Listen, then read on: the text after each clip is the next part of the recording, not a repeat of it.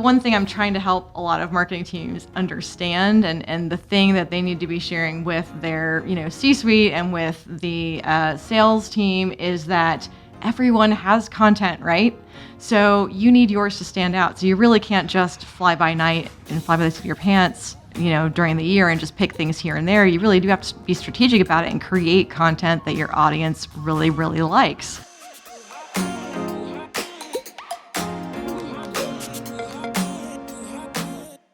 On this episode of The Claw, I'm joined by Jackie Chism. She's the Director of Content at Liger Partners, and we're going to talk about the fact that it's actually already New Year's. I know you may think it's August or September, depending upon when you're listening to this, but you need to start planning right now. So Christmas in July, New Year's in August, and we're going to talk to you about what you need to do with your content. And it's not all about just creating new content. There's some other kind of housekeeping you need to do to make sure that you're going to be set up for success as we move into the new year. So listen in as we talk about how it is New Year's in August.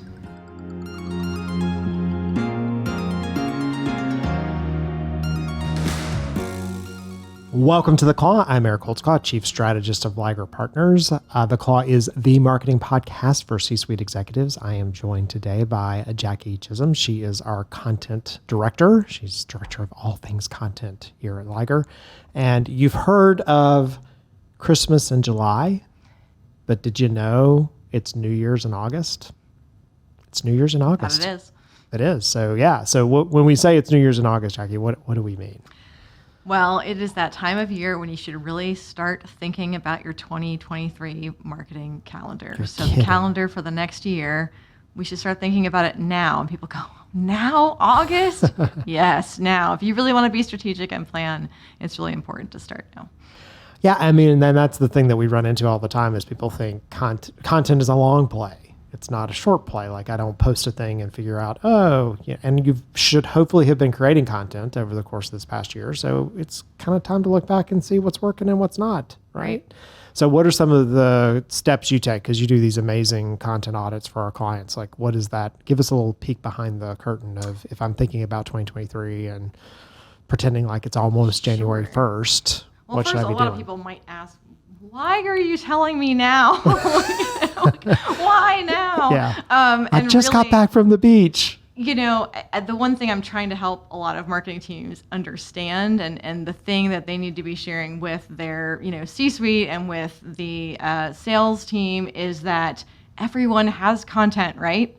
So you need yours to stand out. So you really can't just fly by night and fly by the seat of your pants during the year and just pick things here and there. You really do have to be strategic about it and create content that your audience really, really likes. And you want to figure out what they need, what they want. And so that's part of what you want to start doing, is really researching and talking to your audience. And they're going to be the ones that really tell you what is significant and what's relevant to them. You can look at that data from the year before to see, well, what was resonating with my audience? And so this is that time where you want to start looking at, what performed well on social, what emails got opened the most, what blogs are getting hit up the most. And sometimes you're surprised at what resonates with people. Sometimes you're not, because that's what was relevant at the time. But those are going to give you insights into planning your calendar for the next year, and really get that content that is relevant to your audience that's going to hit. It has to be, there are so many different websites. I can't even remember the last number I saw. Like, it was so big. I should actually look that up right now that I've got the computer open, because the number of pages on the internet is insane. Oh, yeah. There's so much content, and if you're going to compete with that, it has to hit with your audience. Okay. And so what's interesting in that world is, often companies will look at like, hey, what's worked the last month? Like we put up this thing this past month, but in this case, you need to go back further. You need to do a retrospective and see, I talk about this. I wrote for Inc. for a long time, and I have this one article that still performs really, really well. I wrote it in 2012, right? Yeah. Don't follow any of the advice in that article, but because of the keywords, it just shows up all the time, right? And if I just was looking at what I did in the last couple of months, that wouldn't show up as a thing, right?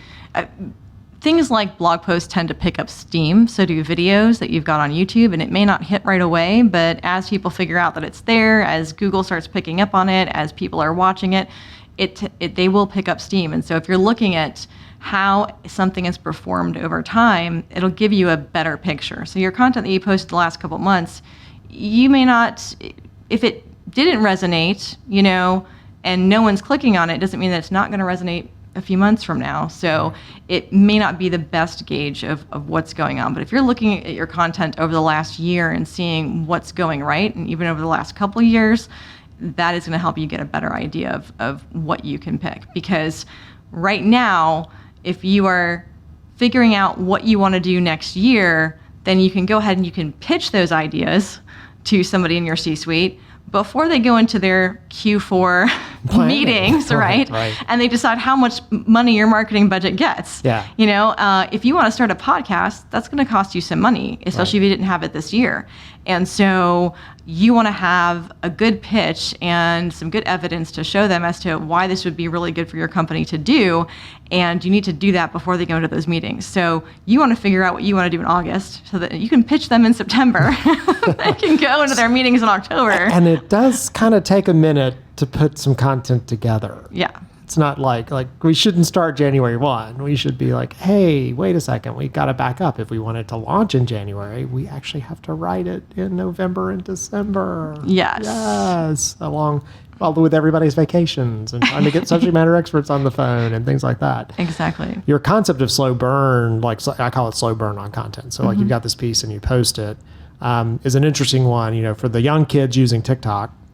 That's one of the cautionary tales. Everybody's like, oh, I want to post this viral video on TikTok. And it's like, well, if that is your first video and there is nothing else available for me to pay attention to or look at, then you're not interesting. It doesn't matter. I may remember the video, but I don't remember you. Right. And so, this payment of building content such that, well, it may not be this piece, but some other piece is the one that then makes people explore what you're doing and how you're doing it. So exactly. If you've got one piece of interesting content, then I'm going to think maybe you have others, and I'm going to go look and see what else you have. And that's the first thing I do when I'm on TikTok and I find somebody new. It's like, this is a great video. What else do they have? Right. I'll go check out everything else they've posted. So it works the same way with anything you post content-wise to your site or to your social. And so in that evaluation, so we talk about, and you've got this kind of content audit process you look at.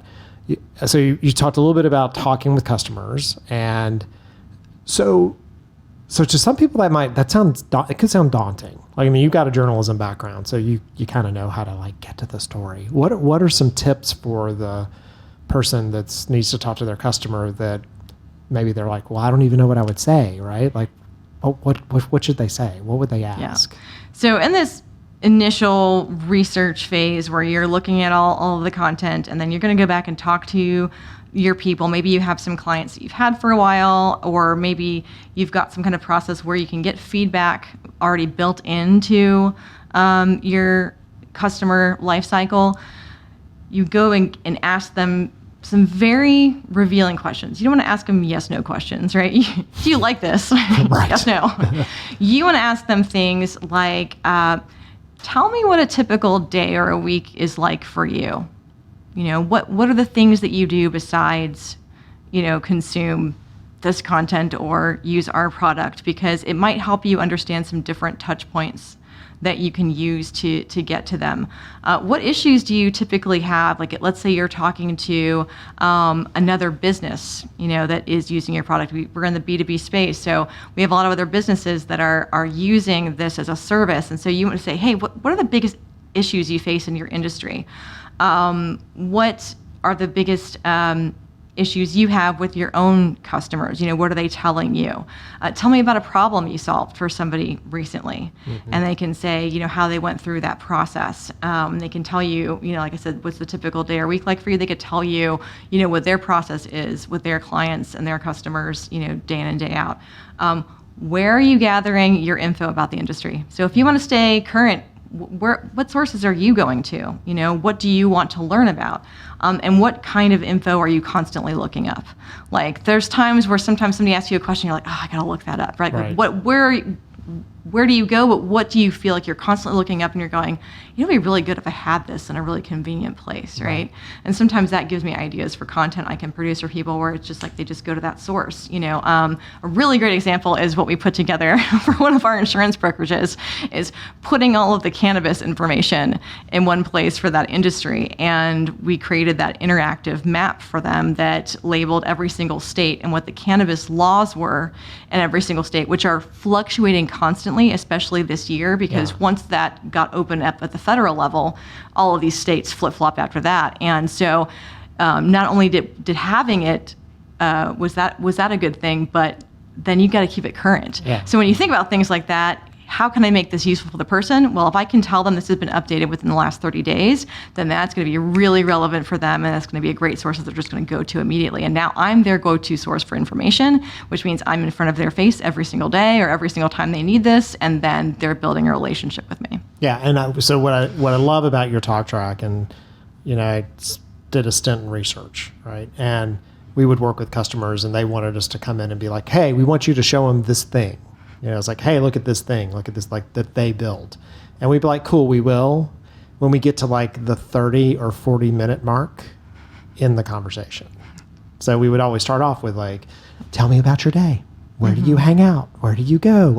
Because you got to know all that stuff, because that's where the opportunity is. Like, you already thought of this thing. So that's kind of almost a litmus test at the end, is like, well, okay, you talked about all this stuff. Where would this fit? Or does this actually apply? So I could see companies making mistakes and saying, hey, so when was the last time you came to my website? Or what content did you find relevant on my website? And it's not about that at all. Right. It's just the more you get to know them, you find and you see those opportunities. So you just want to kind of put that Sherlock Holmes hat on and investigate and uncover, and then take in and analyze all the answers you get to find the opportunities. Which also tells to me, because in the marketing world, there are different types of talents and people, and so you need someone who's naturally curious, right? And the more qualitative someone is, the more naturally curious they typically are. The quant people are like, show me the numbers, like, what does that look like? And those are great, smoking gun, because I know when you get started, you have our teams that look at that kind of stuff, send you like the keywords and rankings, and like, at least where should I be thinking about this, right? Yep.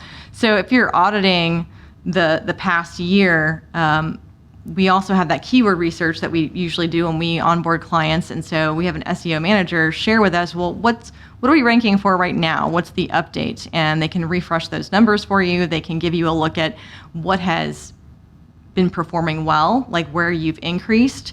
They can also show you where you still need to improve, and give you an idea of maybe what keyword or long tail keyword terms you can build some content around. So they're definitely SEO people, but they think with that content hat on, and they can tell you, like, it'd be really cool to build something around this, you know? Yeah. Like, a lot of people look up your competitor. Can we do a product comparison? And so that gives you some really great ideas going into it. And I love having everybody who's on the content team, whether they're SEO or social or a content writer, individually brainstorm those ideas, do their own research, look at the numbers, and then come together and collaborate and be in one meeting where they're sharing and they're brainstorming together. Hey, here's some ideas I have. And then a lot of times they'll have ideas off of what the other person said. Yeah. And then you create a lot of ideas for content, but then you can kind of weed out what you don't want, and you can decide this is what we really want to do this year. Yeah, and that nice overlap, right? If everybody comes in with I found this, I found this, you're like, okay, well, that's where we need to work, right? There's some synergy there. Yeah. Okay. All right. Well, we're going to go to commercial break, and then we're going to talk a little bit about another activity that typically happens at the beginning of the year that applies to your content. So that's the only teaser I'm going to give. So we're talking today on the call with Jackie Chism. She is responsible for content here at Liger, which we do a lot of content. That's one of our key things. And we are talking about how it's actually New Year's in August. Christmas in July, New Year's in August. So the months line up. It's amazing, right? So we'll be back in just a second. The Claw podcast is brought to you by Liger Partners. Liger Partners is a premier marketing firm where we save the world from boring, broken marketing. We get underdogs recognition because you deserve it. For more information, go to ligerpartners.com and follow us on all social media platforms at Liger Partners. And we're back. You're listening to The Claw. I'm Eric Holtzclaw, Chief Strategist of Liger Partners. The Claw is the marketing podcast for C-suite executives. And we're talking to you C-suite executives, but we're also talking to people who have to talk to C-suite executives about the fact that you need to start planning for next year now. If you're listening to this podcast in December, it's not too late for you, but we would have preferred that you thought of New Year's in August, right? Yeah, and so next year. Yeah, so I'm going to tell you a little story about me, and then we're going to talk a little bit about how that relates to your content.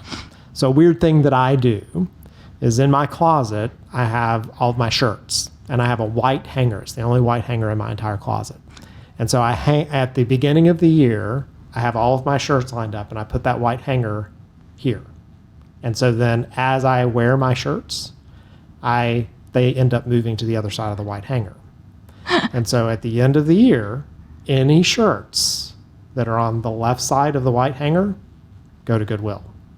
Because it's a nice, like, you have things in your closet that just hang around forever. Yeah, and I always say, if I haven't used it in a year, I don't need it. Yeah, no, I haven't worn that shirt in a year. I've been through 4 seasons. Obviously, I don't need that shirt. And it is an excuse for me to go potentially buy a new one, right? But so I'm telling this long story, like, so how does that relate to my content? Well, when you're looking at your data and you're auditing your content, and you're looking at what's performing and what's not, and you're looking also at your goals, that's an important thing, because you can get some tentative business goals for next year, even though you don't totally know what they are yet, right? You kind of still know what you've been doing, what you're looking forward to next year, and focusing on those goals should help you create the content, should help you evaluate the content that you've already got. Because if your goals have changed, maybe you're going after a different audience. We have one company that they acquired another one, and there's some overlap in their audiences, and they now need to divide that audience up so they are not competing with themselves.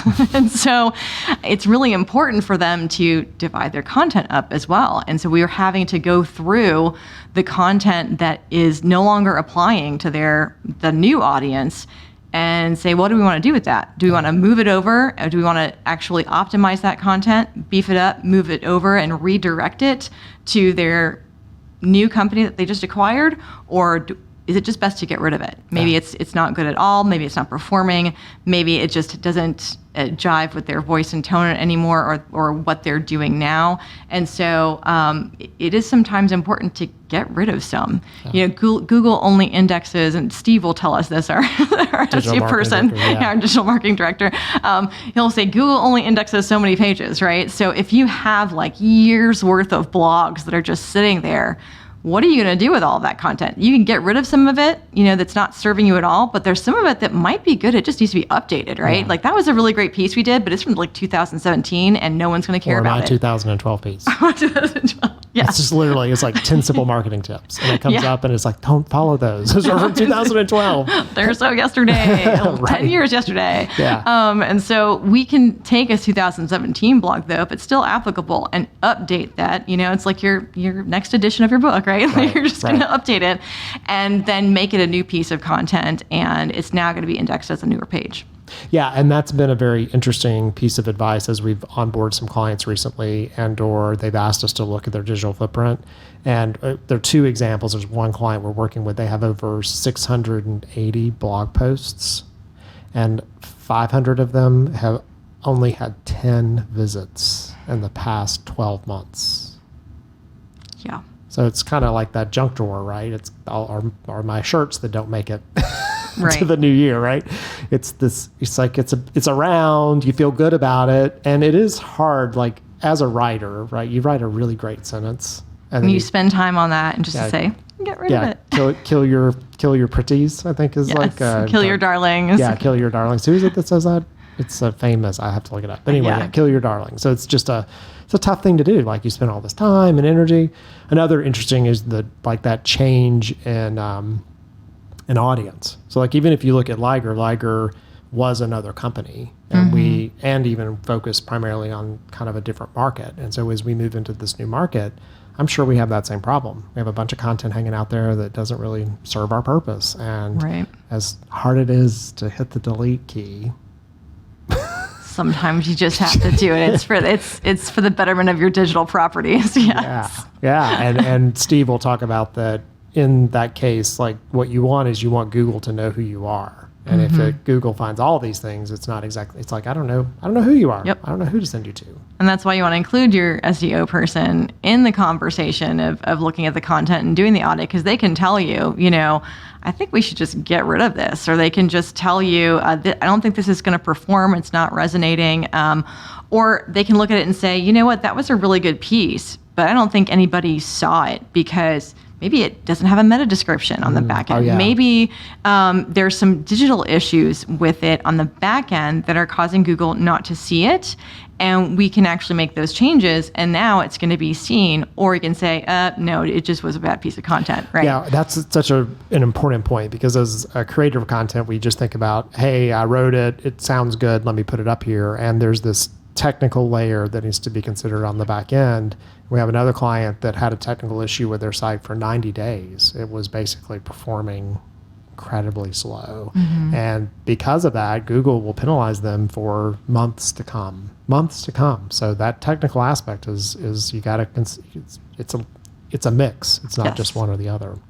Okay. So what's some other, because that kind of feels like counter, right? Like we're these like content people, like great content, right? Yeah. What are some other things that I might need to consider as I'm doing my New Year's in August for the next year?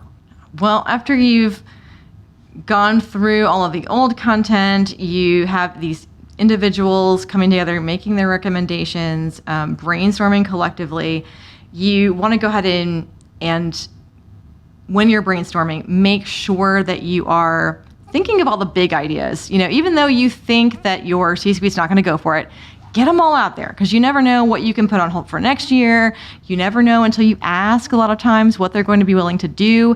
And so go ahead and think of all of the big content pieces you want to do. If you want to do more video, think about that. If you want to do a podcast, put that out there.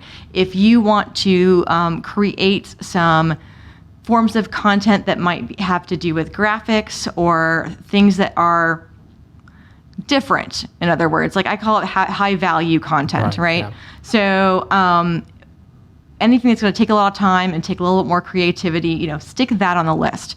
And then once you see it all, now you guys can go through and you can edit together. You can say, this really fits our goals for this year. Let's keep this. Let's take out that. And you can put together what you think is a rough plan for next year. You're not going to go through and schedule things all out on a calendar yet. You're just going to say, okay, here is all of the periodic content we want to do, whether it's weekly or monthly. Here is all of the high value content we want to do, and we think we can do one piece every quarter or one piece every 4 months or whatever you have the capacity to do. And then you want to look at all the content you want to update and clean up, and here's our list for this year, and here's what we think we can accomplish. And then you can take that rough plan and you can put some evidence behind it, and you can take it to pitch it to the key people who are holding the purse strings. Yeah, and that's good advice. So, because I also do sales for the company, you always want to pitch something they can say no to. So if you're like, I need all these things, and I'm going to pitch this, and I'm going to be okay if they get rid of it, right? Like, so shoot the moon. Don't just ask them for what you need. Exactly. Like, you got to ask them for something extra, because they got to have, like, we said no, and you're like, I'm so sad. I got what I wanted. Exactly. But again, like, standing out. Like, what is it going to make you stand out? Like, is there some video? Is there a piece you're going to do that's really going to be relevant to your audience and going to be focused? Like, I talk to clients about, they want to drop them in the front of the store. And I'm like, I want to drop them on the aisle in front of the product that they're looking for, right? And make them obvious that yours is the one they want, right? So don't make them search for it. People don't have the tolerance for it. Yep. And that's a good point. Like you don't just want to think about your audiences. You want to think about all the steps they're taking on their buyer journey, right? Yeah. They're not just people who are unaware of your company. They're people who are aware, but maybe they just are looking at other products, and you need to do some kind of comparisons for them. So think about all those steps they're taking on that journey. Where is a majority of your audience? Where is some of your audience? And trying to create pieces that are touching along all those different places. Well, very nice. Well, thank you so much for joining me today to talk about New Year's in August. It actually depresses me a little bit, just to let you know. We're on the second half of the year. Yeah. I mean, because partially that my favorite season of the year is fall. And so you basically just skipped my favorite season. So you went directly from the hot to the cold, and I didn't get to have any, fun convertible weather or pumpkin spice lattes or anything. So, but it is important to start thinking about it. Companies often come to us, November, December, thinking about these things. And now is the time to consider it. Now is the time to get in front of people. You've got to have time to build it. Specifically, if you want to launch something at the beginning of the year, a trend report in April does not make a splash. So, Exactly. So thanks for joining me. Thank you. Yeah. So you've been listening to The Claw. I'm Eric Holtzclaw, Chief Strategist at Liger Partners. Been talking today with Jackie Chism. She's our Director of Content. And till next time. Thank you so much for tuning in to the Claw Podcast.